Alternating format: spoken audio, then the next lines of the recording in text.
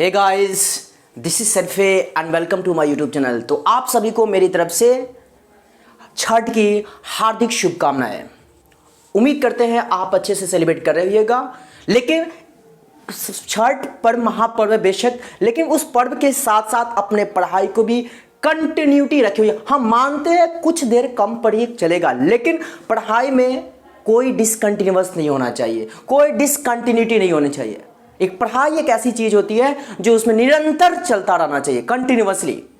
तो चलिए अब अपने क्वेश्चन को देखते हैं, हमारा क्वेश्चन क्या कह रहा है।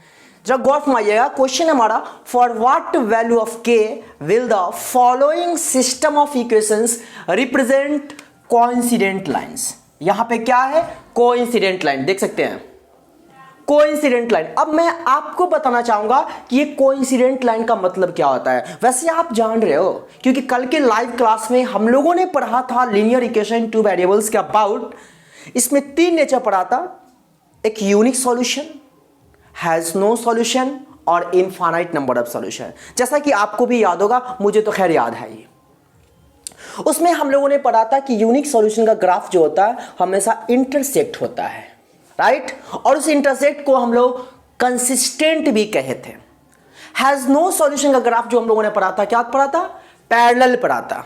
मतलब यह कि हैज नो सॉल्यूशन अगर कोई इक्वेशन को शो कर रहा है, इसका यह मतलब होता है कि उसका सॉल्यूशन नहीं होगा।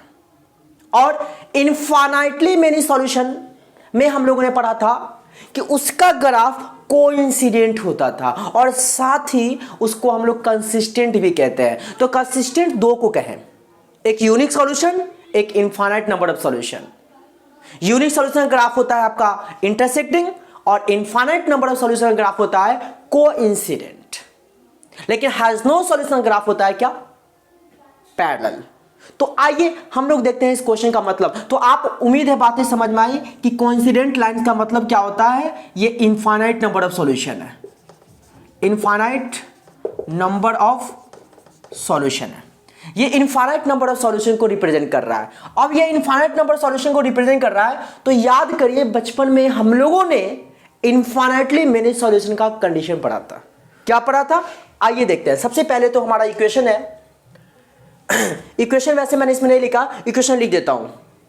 तो आपके सामने इस तरीके से इक्वेशन है, दो इक्वेशन है। लेकिन हम लोगों ने बचपन में पढ़ा था सिस्टम ऑफ इक्वेशन होता है a1x plus b1y plus c1 equal to 0, first equation. और सेकेंड इक्वेशन आपका a2x plus b2y plus c2 equal to 0। आपने यहां पे क्या नोटिस किया कि सारा टर्म जो है जीरो के इधर में, लेफ्ट में है, मतलब इक्वल टू 0 में आना चाहिए। तो आप यहां पर देख रहे हो ये जो इक्वेशन है इक्वल टू 4 है, तो इसको भी 0 के इक्वल टू 0 करना होगा। तो इसको हम क्या लिख सकते हैं?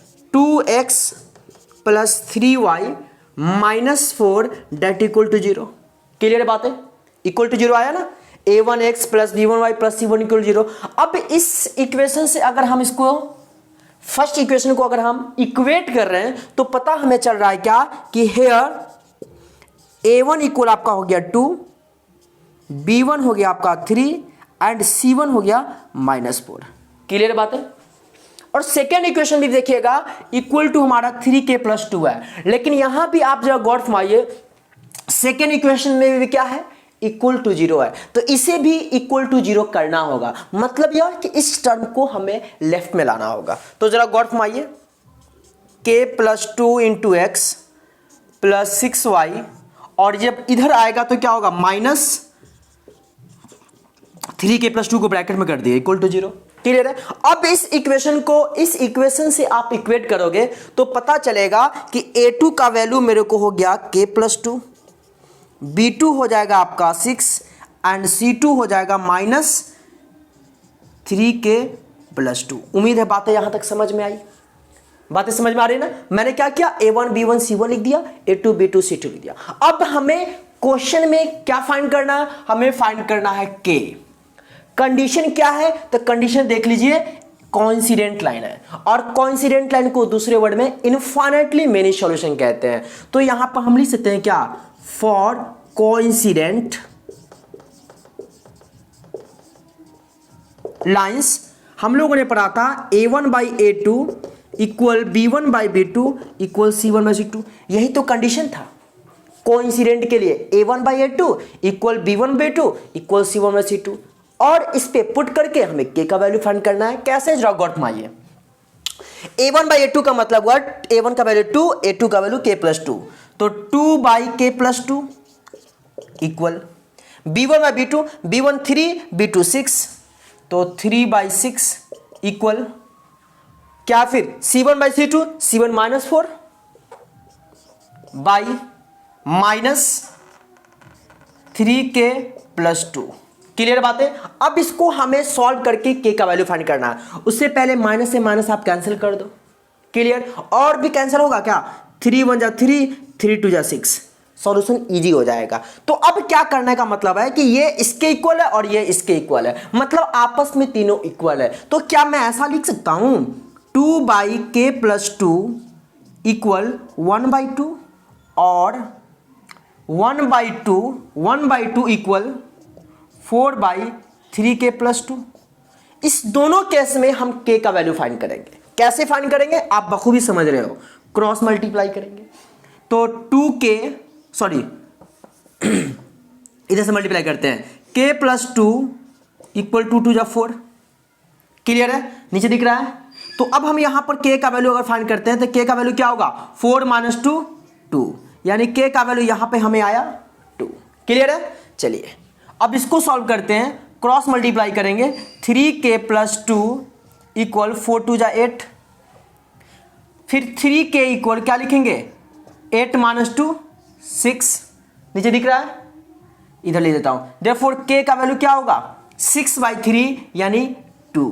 तो यहां भी देख सकते हो k का वैल्यू 2, मतलब इसको मैंने सॉल्व किया तो k का वैल्यू 2 आया, और मिड टर्म और लास्ट टर्म को मैंने सॉल्व किया तो k का वैल्यू 2 आया। मतलब दोनों केस में हमें k का वैल्यू 2 आया। अब यहां पर सेम आया, हो सकता है कि अगर और कोई भी क्वेश्चन हो तो यहां पर k का वैल्यू 2 आया, वहां पे k का वैल्यू कुछ भी हो सकता है।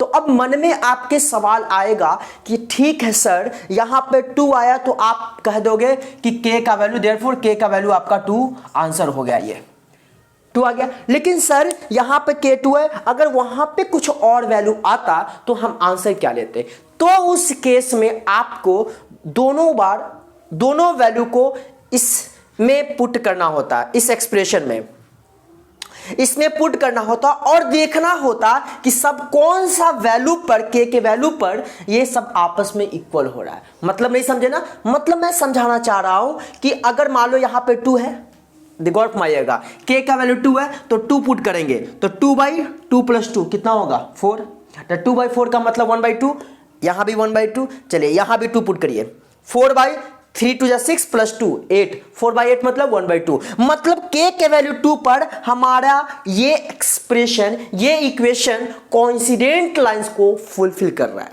सपोज अगर मान लीजिए यहां पर k का वैल्यू -2 आ गया, एक बात मैं कह रहा हूं, तो -2 पुट करो, 2/-2 + 2 तो खत्म हो गया, यहां 1/2 है, अलग आएगा। तो क्या करेंगे कि जिस वैल्यू पर हमारा ये टर्म आपस में सब इक्वल होगा वही हमारा k का वैल्यू होगा। उम्मीद है बातें समझ में आई।